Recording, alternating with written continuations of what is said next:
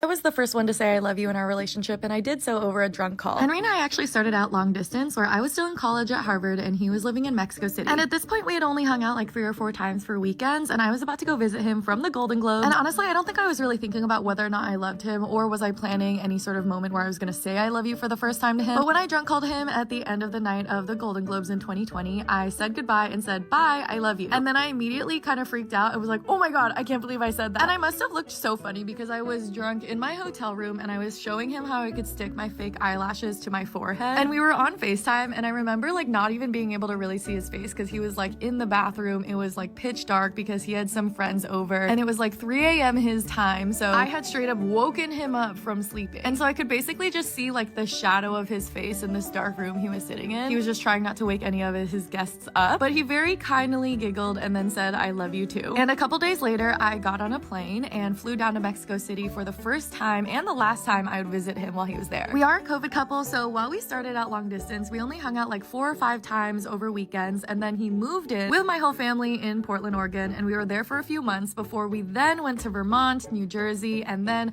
I went to rehab and he went back to Switzerland for the time I was there. It's honestly so crazy to look back on all of it, because to think it all started when I drunk called him, said I love you on the night of my first Golden Globes, and now we live together, own a home together, and have a dog together.